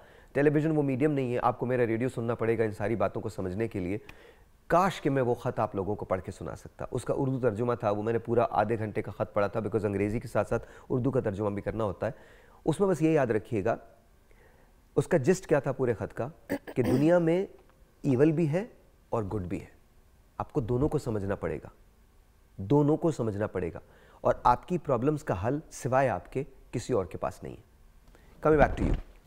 ओके, सो टिमर, मुझे ये बताइए कि अगर शादी नहीं हो रही, मैं नॉर्मल चीज़ें पूछ रहा हूँ, शादी नहीं हो रही जी, हम घर वाले खिलाफ हैं, डिप्रेशन में आ गए, क्या वजह है? सबसे बड़ी वजह तो डिप्रेशन की ये है ना कि हम एक्सपेक्टेशंस जो हैं अपनी उनको बहुत ज़्यादा हाई कर लेते हैं। हाँ। कि अब अगर शादी है, शादी is a part of life, शादी हमारी ज़िंदगी नहीं है। हाँ। और हम अपना फोकस भी सिर्फ उसी चीज़ पे रख लेते हैं जो चीज़ पूरी नहीं हो पा रही। जैसे शादी नहीं हो पा रही, फोकस उसी पे है, सारा ध्यान, सारी तवज्जो, मरकज़ उसी पे है, विच इज़ प्रैक्टिकली करेक्ट। अगर हम अपने आसपास भी देखें तो सब लोग भी उसी चीज़ पे फोकस करेंगे, घर वाले भी उसी चीज़ पे फोकस करेंगे। लेकिन हाँ, मैं खुद इतनी खुद इख्तियार होनी चाहिए कि मैं अपनी थॉट्स को, अपनी बॉडी को मैं खुद से ऑर्डर करके कहूँ कि हाँ ठीक है, ये ज़रूरी है, लेकिन अगर मैं इसकी वजह से इसको सोच के अपना पूरा टाइम उसी स्ट्रेस में गुजार दूं और दूसरी चीज़ों को। देखिए, हमारे यहाँ नॉर्मली मोहब्बतें होती हैं और अक्सर मोहब्बत हो जाती है। हमारे यहाँ जिसके पास फारिग टाइम है वो अचानक से प्यार कर बैठता है। जी जी। हमारे यहाँ मोहब्बत बड़ी जल्दी होती है, मुझे समझ में नहीं आता ये क्यों होता है। अच्छा, फिर मोहब्बत में भी ना ये शर्त नहीं है कि दूसरे को भी आपसे हो, आपको अगर हो गई तो ये आपका हक है। One sided love. जी जी, पता नहीं क्यों है ऐसा, मतलब रेसिप्रोकल फंक्शन पे बिलीव ही नहीं करते ये। भाई मैंने तो कर ली ना मोहब्बत, बस मैंने कर ली, अब तुम भी करो। एक्सेप्टेंस की कमी है, हम एक्सेप्ट नहीं कर पाते उस चीज़ को जो हमारी थॉट के अगेंस्ट है, हमारे ख्याल के अगेंस्ट है। Okay. अगर हम उस चीज़ को एक्सेप्ट कर लें कि जो ये सिचुएशन है, जो ये हालात हैं, कि ठीक है ऐसा हो भी सकता है, लेकिन हम अपने उसी ख्वाबों की दुनिया में रहते हैं जो ख्वाब हमने सजा लिए हैं, और हम चाहते हैं कि वही ख्वाब सच हो। हाँ, तो फिर मसला होता है। फिर मसला होता है। Alright, good good answer. ये हम खुद क्रिएट करते हैं अपना डिप्रेशन। Got it. अस्सलाम वालेकुम जी। अस्सलाम वालेकुम साहिर भाई। वालेकुम अस्सलाम। क्या आप? अल्लाह का शुक्र। क्या नाम है आपका? मेरा नाम मिसेस सैफुल्ला है जी। क्या कहना चाहती है? मैं कराची से बात कर रही हूँ। क्या कहना चाहती है? मेरे शौहर को ना 2 साल पहले डिप्रेशन की वजह, वो ब्लड प्रेशर की वजह से बिल्कुल भूल गए थे। वो आंखों का भी ऑपरेशन हो गया उनका, और अब अपनी वो भूलने की बीमारी को मान नहीं रहे। वो मान नहीं रहे? बोल रहा हूँ, मैं कर रहा हूँ, बार बार वही बात बोलते हैं कि मैं करता नहीं हूँ। अच्छा, आपने सारा भूला, इतनी सारी बात उनको याद है, आप भी जो बोलते हैं थोड़ी देर में 2 मिनट बाद फिर वो बात भूल जा रहे। बिल्कुल ठीक। अच्छा खासा जॉब करते थे, वो ऑफिस वगैरह जाते थे। इट साउंड्स लाइक कि उनको कोई, आप मुझे उनकी एज कितनी है उनकी बताएंगे? एज है उनकी 60 के करीब है। अल्जाइमर्स। देखें, आपने डॉक्टर को दिखाया है? दिखाया है, उनका इलाज चल रहा है। वो बोल रहे हैं कि दिमाग पे कहीं गिर गए थे ये पहले। हाँ। दिमाग पे जरा सा चोट लगी है ना, इसकी वजह से भी उनको वो वहां तक खून नहीं पहुंच रहा है उनका। वो इलाज तो चल रहा है उनका 2 साल से सैकी हॉस्पिटल में। तो कुछ बेहतरी आई है इलाज के बाद? वो मान नहीं रहे कि अब मैं बिल्कुल भूल नहीं रहा हूँ कोई बात। अच्छा, चले बाहर घर के निकल चले, आप इनका नंबर ले लीजिए, और उसके बाद हम इनसे बात करते हैं। आपको किसी डॉक्टर के पास मैं भेजता हूँ। देखें, ये डिप्रेशन से कहीं ज़्यादा एक बहुत अलार्मिंग सी चीज़ है, और इसके अंदर मेमोरी लॉस होता है और शॉर्ट टर्म मेमोरी लॉस होता है। उसके बाद दोबारा से वही बातें आप दोहराने लगते हैं। एक इलनेस है जिसे अल्जाइमर्स कहते हैं। वो शायद आपके हस्बैंड जो है वो शायद, क्योंकि मैं डॉक्टर, मैं आपको बता नहीं सकता, ये आपको पता करना पड़ेगा एक डॉक्टर के पास से। पूरी डायग्नोसिस इसकी लीजिए, आप अपना नंबर छोड़ दीजिए and then will call you. एक छोटा सा ब्रेक है, ब्रेक के बाद नदीम भाई के पास आता हूँ और पूछता हूँ कि जी हमारे यहाँ डिप्रेशन को ओवरकम कैसे किया जाता है। डिप्रेशन में तो होते हैं, बट ओवरकम करने के लिए क्या करना चाहिए? दोस्तों से मिलना चाहिए, म्यूजिक सुनना चाहिए, क्या? आसान सी बात करूंगा ब्रेक के बाद।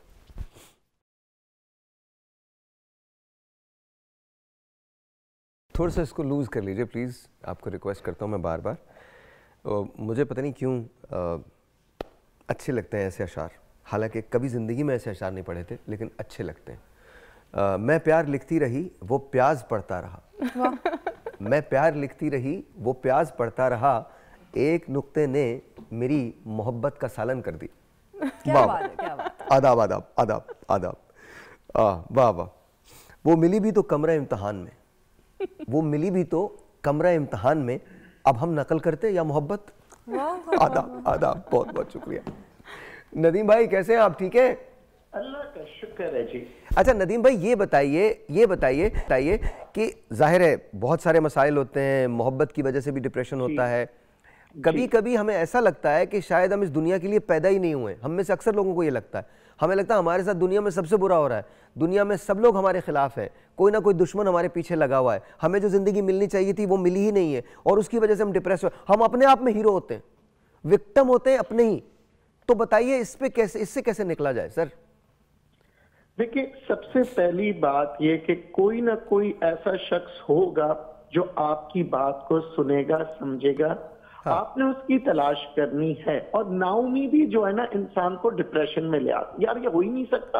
हाँ। वो कहते हैं ना, सितारों से आगे जहां और भी है, अभी इश्क के इम्तिहान और भी है। हाँ। तो इंसान, जब आदमी कहता है इम्तिहान तो देता रहता है, लाइफ में बहुत चैलेंजेस आती है, मगर आदमी हारता कब है? जब आदमी कहता है मैं नहीं कर सकता, कहे मैं कर सकता हूं, I can do it, we can do it. देखें, कोई नाउमीदी जो होती है ना, फिर इंसान को कोशिश करने भी नहीं देती। और फिर ये बात कि हम क्या करते हैं, उस शख्स को छोड़ देते हैं। यार ये बात तो हमेशा ये छोड़ दो, इसके पास ही नहीं जाओ, इस पे वो कमरे में बंद कर।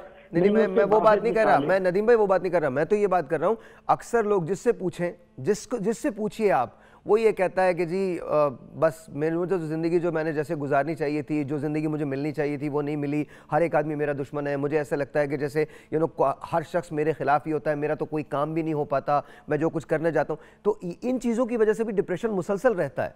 बताइए क्यों, वजह क्या है, और इससे निकला कैसे जा सकता है?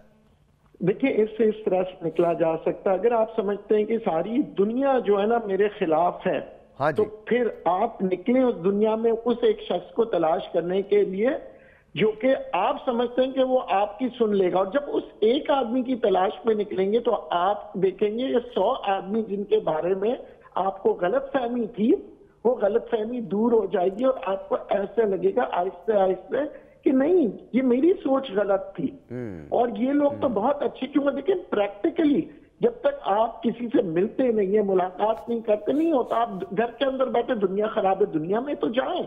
हाँ। हम क्या करते हैं, अल्फाजों में बहुत अच्छा कह देते हैं, नहीं तुम बहुत अच्छे हो, मैं बहुत अच्छा हूं। अल्फाज नहीं, प्रैक्टिकली हमें करना पड़ेगा। हम कहते हैं तुम ठीक हो जाओ, तुम इंशाल्लाह डिप्रेशन में नहीं आओ। नहीं बोले नहीं, अगर आप चाहते हो उस शख्स के डिप्रेशन ना हो तो अल्फाजों से अच्छा। डिप्रेशन में ना हो। अच्छा, उससे मुलाकात करें, तोहफे दें और उनको बाहर निकालें। अच्छा, और जी हो सकता है आप एग्री करते हो, मेरा थॉट प्रोसेस बिल्कुल डिफरेंट है। मैं ये समझता हूँ बजाय इसके कि आप उसे एक शख्स को ढूंढें जो आपकी बात को समझेगा, प्लीज़ फाइंड योर सेल्फ, अपने आप को ढूंढ लो, डिप्रेशन कभी नहीं होगा। Find your self, stop making excuses कि दुनिया बुरी है, स्टॉप मेकिंग एक्सक्यूजेज। काय का डिप्रेशन है, किस बात का डिप्रेशन? मर गए? मैंने एक जगह लिखा था, if you are not dead nothing went wrong. अगर आप मरे नहीं है तो कुछ गलत नहीं हुआ। तो अपने आप को ढूंढने निकलो, जो सफ़र अपने आप को ढूंढने का है वो सबसे अच्छा है। बाकी तो एक्सपर्ट्स हमारे हैं ही हैं। अच्छा, अब मैं सिर्फ इतना पूछना चाहता हूँ, मुझे आपने कलेक्टिवली बताना है एक एक करके, दो दो करके, कि बाहर निकलने के तरीके क्या हैं, और आसान लफ्ज़ों में, लाइक म्यूज़िक सुन लें, लाइक साहिल पे चले जाएं, लाइक कोई आसमान को देख लें, कोई गुलाब गुलाब सूंघ लें, कुछ इस तरह की बात। तो अगर कोई डिप्रेस्ड हो तो क्या करना चाहिए? 2-3 तरीके बता दें। जी देखिए, एक तो हमारा आम तौर पे जब फौरी तौर पे हमारे ज़हन में कोई डिप्रेशन या ऐसी चीज़ आती है तो एक बहुत आजकल ट्रेंड चल रहा है, लोग फौरी तौर पे मेडिकेशन की तरफ चले जाते हैं, जो कि मेरे ख्याल में इसको डॉक्टर की कंसल्टेशन के बगैर आपको यूज़ नहीं करना चाहिए, क्योंकि मार्केट में अवेलेबल है और अनफॉर्चुनेटली हमारी मार्केट्स तो ऑलवेज अवेलेबल है इस तरह की चीज़ों के लिए। लेकिन जो हमें करना चाहिए उसमें 2-3 सिंपल चीज़ें जो आपने भी बताई हैं।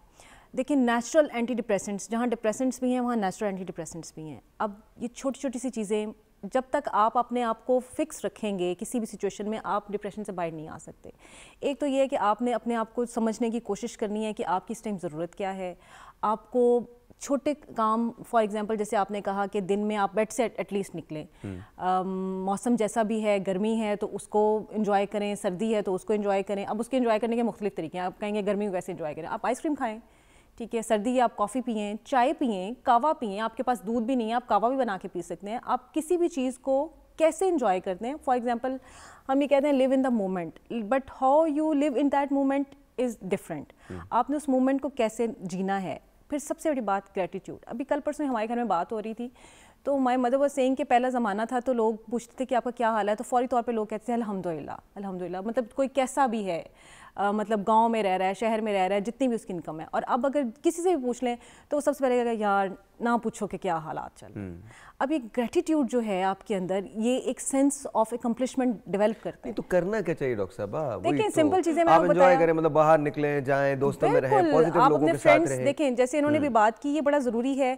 सबसे ज़्यादा ज़रूरी इंसान जो है ना वो आप खुद हैं अपने लिए, और उससे ज़्यादा ज़रूरी इंसान वो हैं जो आपके लिए आपकी तरह आपको सुन सकता है। और trust me there are people in the world. अच्छा वो आपके घर वालों में से भी कोई हो सकता है, आपका कोई फ्रेंड भी हो सकता है। और अगर आपको लगता है कि आपके इर्द गिर्द कोई भी ऐसा नहीं है तो go find some doctors, find some psychologist, find some counsellor. I think वो करना और आप यकीन कीजिए मेरे पास आके लोग ऐसी ऐसी बातें बता के जाते हैं, और जब वो उठ के जाते हैं तो दे सेड कि मैंने तो शायद ज़िंदगी में कभी इतना हल्का महसूस ही नहीं किया था। Very good, very good. जी क्या करना चाहिए? मैं ये सोचती हूँ कि सबसे पहले तो आपको जो है अपने आप का एक नज़रिया बदलना चाहिए। अपना नेगेटिव मनफी नज़रिया जो है ना उसको मुस्बत में लेकर आएं। ठीक है। सबसे पहला आप ये जो है ना अमल एक कर सकते हैं कि अगर आपको कुछ लग रहा है कि मैं ये नहीं कर सकता, बेशक नहीं कर सकते। आप अपने अंदर से उस चीज़ को निकाल के कहना शुरू करें कि हम ये कर लेंगे। ठीक है। दूसरी बात ये कि आप एक अपना गोल सेट करें कि ये गोल है, ये चाहे आज कुछ भी हो जाए मैंने ये करना है। वो गोल आपका किसी से बात करना, किसी से मिलना भी हो सकता है। और तीसरी बात ये कि आप ये समझें कि जो आपकी मेंटल हेल्थ है वो जर्नी नहीं है कि अभी यहाँ से निकला और वो दरवाजे तक पहुँच गया। ये एक बहुत लंबा जो है वो है जिसमें छोटे छोटे इकदामात के साथ आप कर सकते हैं। अपने दोस्तों से मिलें, अपने घर वालों के पास बैठें। आप मुझे ये लगता है कि आपको जबरदस्ती अपने आप को दिल का बोझ हल्का करना है। सबसे बड़ी बात ये है कि जो आप किसी से बात कर लेते हैं ना तो वो आपकी आधी हीलिंग हो जाती है। तो दिल में रखने की बजाय अपनी चीजें निकालें, अपना नजरिया बदलें जिंदगी को लेके। जिंदगी बोझ नहीं है, जिंदगी बहुत खूबसूरत है, एक बरकत है जो अल्लाह ने आपको दी है। इसको मुनफी सोचों में वो जो आपके पास नहीं है उसका सोच के जाया ना करें। और अगर कोई ना मिले, फर्ज करो तुम्हें कोई नहीं मिलता, फर्ज करो कोई नहीं मिल रहा, लिख सकते हो अपने आप को एक खत लिखो, उसको दोबारा पढ़ो, डिप्रेशन से बाहर आ जाओगे। खत कैसे लिखने, मैं जब लोगों को एक्सरसाइज कराता हूँ तो 3 खुतूत बताता हूँ। एक उन्होंने लिखना है खत जब वो 20 साल पहले थे, दूसरा खत लिखना है प्रेजेंट में, और तीसरा खत लिखना है उन्होंने अपने आप को 20 साल बाद।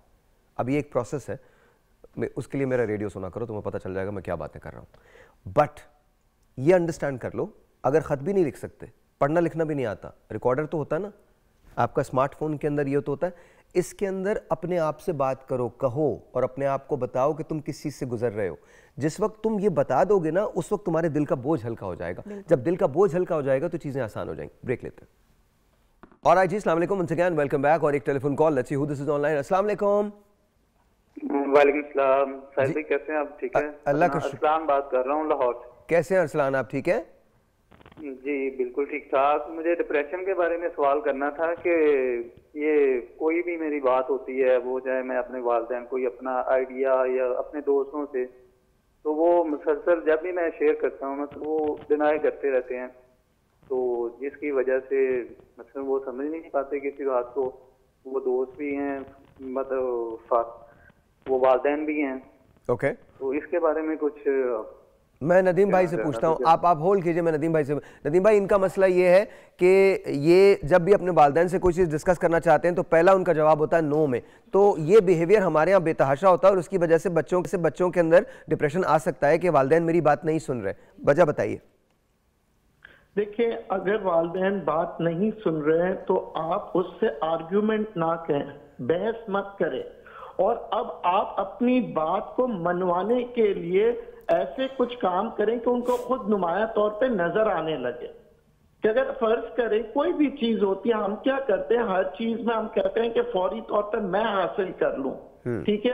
अब हम देना शुरू करेंगे। अब आप वालिदैन को सबसे पहले उनकी जो खुशियां हैं उनको देना शुरू करें, तो वो फिर आपके बारे में आपके मुताबिक सोचना शुरू करेंगे। हम दुनिया में क्या करते हैं, सिर्फ अपनी बात कर रहे होते हैं। ये जो मैं है ना, ये बड़ा खतरनाक चीज है। मैंने ये किया, उसने नहीं किया, ये मेरी चीज है, ये हमारी चीज है, ये मेरा गम। ये आप जो है, अगर आपको गम है तो आप कोशिश करें किसी का गम दूर करने के लिए। अगर आपके पास पैसे नहीं है तो आपके पास जितने पैसे उतने ही कम से कम कुछ शेयर कर लें। अगर देखिए, बहुत सी चीजें हमारे पास होती है, हमने बचपन से लेकर बुढ़ापे तक हमने क्या किया, हासिल किया, हमें लेना है, देना हमने सीखा ही नहीं दुनिया में। और जब वो चीज हमें नहीं मिलती तो हमें लगता है कि दुनिया तारीक हो गई। जब हम किसी को नहीं देते, कोई हमें क्यों देगा? हमें देना सीखना पड़ेगा। अपने गम में हो ना, तो किसी और के गम को दूर करो, किसी और को खुशियां लाओगे तो उसको मुस्कुराता हुआ देख के आप खुश हो जाओगे। मैं समझता हूँ बाज़ वक्त माँ बाप नहीं समझते हैं, बाज़ वक्त भाई बहन नहीं समझते हैं, दोस्त नहीं समझते हैं, मगर हम उनसे लड़ेंगे नहीं। हम क्या करेंगे, हम खामोशी इख्तियार भी नहीं करेंगे। हम उनके लिए ऐसे कुछ करेंगे कि उनके दिल और दिमाग पे खुशियां आए, मुस्कुराहटें आए, और फिर उन्हें भी एहसास होगा कि ये हमें इतनी खुशियां दे रहा है और हम इसकी खुशियों को क्यों नहीं समझ रहे। हम क्या करते हैं, हम पहले हमें अपना चाहिए, अम्मी हमें ये चाहिए। कोशिश करें आप अपनी अम्मी की खिदमत करें, अब्बा की खिदमत करें, फिर एक दिन तो आएगा ना उनके जहन में आएगा कि ये बच्चा मेरी इतनी सुनता है, इतनी बात कर रहा है, अब मैं भी इसकी बात सुनूं। हमें एक्सपेक्टेशंस भी हमारी बहुत जल्दी आ जाती है, बहुत जल्दी नाउमीदी भी आ जाती है। लेकिन नदीम भाई on a very serious note, देखें ये तो बात बिल्कुल दुरुस्त है जो आप कह रहे हैं, लेकिन बच्चे में इतनी समझ नहीं होती। अक्सर बच्चों को काउंसलिंग की ज़रूरत होती है। बच्चे को, जब तक आप बच्चे की बात नहीं सुनेंगे, हमारे यहाँ आज भी एक रवैया प्रिवेल करता है, और वो रवैया ये होता है कि बच्चे को पहले आपने नो करना है, आपने अथॉरिटी जतानी है कि जी मैं पेरेंट हूं तो मुझे सब कुछ पता है। मैं इससे डिनाई नहीं करता कि पेरेंट्स हमेशा अच्छा सोचते हैं, मैं इससे डिनाई नहीं करता, लेकिन at the same time I think बच्चे को सुनना बहुत, जहां आप ये बात कर रहे हैं कि बच्चा कुछ बेहतर काम करे, वहाँ माँ बाप की भी जिम्मेदारी है कि अब बच्चों को सुनना शुरू करें। अब आपकी लर्निंग्स वो नहीं रही हैं जो एक ज़माने में होती थी। अब आप सिर्फ स्कूल से लर्निंग नहीं करते, अब आपका ये जो मोबाइल है, this has become your teacher, ये आपका टीचर बन गया, ये मोबाइल आपका टीचर है बेसिकली। अब जो कुछ आप देखते हैं, आप मुझे बताइए कि कितना टाइम ऐसा होता है जो आप फेसबुक, इंस्टाग्राम, यूट्यूब पे गुजारते हैं। आप जाहिर है उनसे एक्सपोजर तो लेते हैं ना, एम आई राइट और रॉन्ग? बिल्कुल ठीक कह रहे हैं आप। अब इस वक्त जो आजकल जो मसला है कि बच्चे सुन नहीं रहे, गेम्स में लगे रहते हैं और 24 घंटा गेम खेल रहे होते हैं, ये मसला मेरे साथ भी आया। मगर मैंने क्या किया, अपने बच्चे के साथ मिलके गेम खेलना शुरू किया। हालांकि मुझे गेम से कोई इंटरेस्ट नहीं था। जब मैंने उसकी लेवल पे आके उसकी की तरह गेम खेलना शुरू किया, फिर उसके साथ मेरी एक कम्युनिकेशन हुई, वो आपकी मेरी दोस्ती बढ़ती गई, तो फिर मैंने उसे गेम से लेकिन देखे ना ये आपने रिस्पॉन्सिबिलिटी ली, ये आपने रिस्पॉन्सिबिलिटी ली। वो जो बात कर रहे हैं अरसलान, जो बात कर रहे हैं अरसलान, ये बात कर रहे हैं कि रिस्पॉन्सिबिलिटी ली नहीं जा रही है। जब भी मैं कोई आइडिया डिश करता हूं या मैं देता हूं तो उसको वहीं पर रोक दिया जाता है, ये गलत है। देखिए आज हमारी कौम में जो तरक्की नहीं हो रही है उसकी सबसे बड़ी, मैं आपको एक छोटी सी बात बताता हूं। मैं जब पढ़ता था यूएस के अंदर, तो वहाँ एक हमारे दोस्त थे, उनका नाम था टायलर। तो उनके जो छोटे भाई थे वो बेसबॉल खेला करते थे। तो अच्छा, मेरे लिए बड़ा एक शॉक जुमला था जब उसने मुझे बोला, तो मैंने कहा आपके भाई क्या करते हैं? वो बेसबॉल खेलते हैं और मेरे पेरेंट्स उसको सपोर्ट करते हैं कि बेसबॉल ही खेले, बिकॉज वो उसमें अच्छा था, और बाद में फिर वो मेजर लीग के अंदर जाके खेला। सो कहने की बात क्या है, कहने की बात है कि जब तक आप अपने बच्चों की सुनेंगे नहीं, देखिए आज की लर्निंग हर चीज तब्दील हो चुकी है। Ma'am you continue. बिल्कुल ठीक कह रहे हैं आप। और एक जो हम बड़ा आजकल कॉमन यूज़ करते हैं, क्वालिटी टाइम, कि हम अपने बच्चे को क्वालिटी टाइम दे रहे हैं।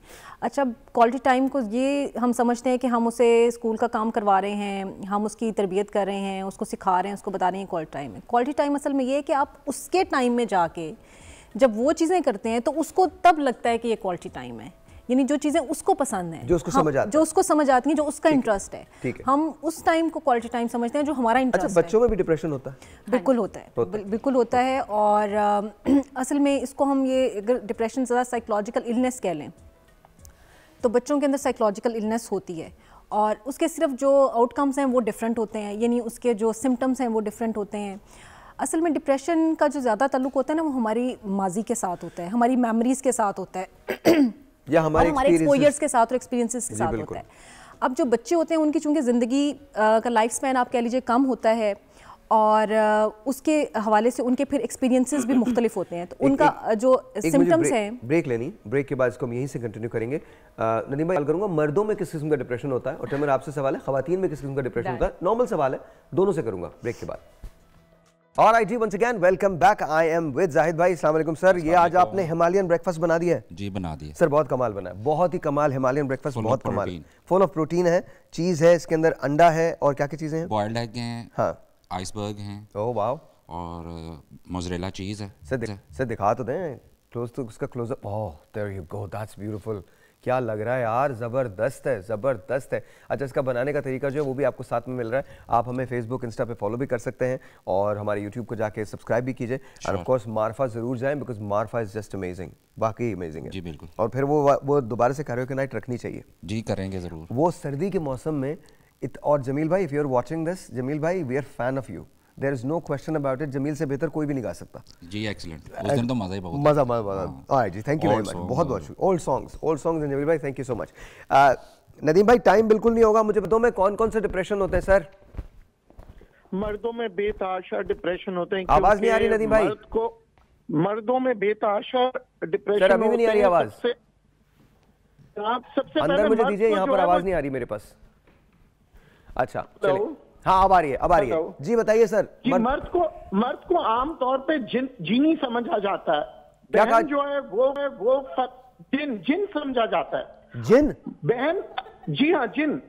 आप समझते हैं कि ये मेरा जीनी है, ये मेरी सारी ख्वाहिशात पूरी कर देगा। बहन कहती है मर्द को कि भैया मुझे ये चाहिए, माँ कहती है ये चाहिए, बीवी कहती है ये चाहिए। माशरे में जब वो निकलता है उसके पास बहुत सी ड्यूटियां होती हैं। वो कहता है पता नहीं मैं अपनी बहन की ख्वाहिश पूरी कर सकूंगा या नहीं कर सकूंगा, क्या मैं अपनी माँ की ख्वाहिश पूरी कर सकूंगा या नहीं कर सकूंगा, क्या मेरी बीवी, मेरे ससुराल, मेरे इर्द गिर्द के लोग, हर इंसान उम्मीद लगाए बैठता है और मर्द परेशान हो जाता है कि मैं किस तरह से।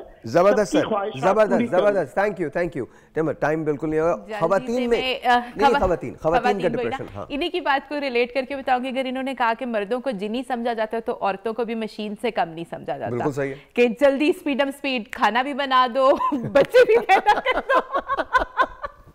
और कोई भी ये नहीं देखता कि औरत पे रिस्पॉन्सिबिलिटीज कितनी ज्यादा हैं, जो कि एक घरेलू चीजों की है, और बाहर की भी। अब तो बाहर की भी, और अगर आप वर्किंग वुमेन है तो बाहर की भी। मतलब औरत को तो इतनी सी भी चीज का स्ट्रेस है कि मेरे जैसा सूट किसी और ने नहीं पहनना चाहिए। ये क्यों है?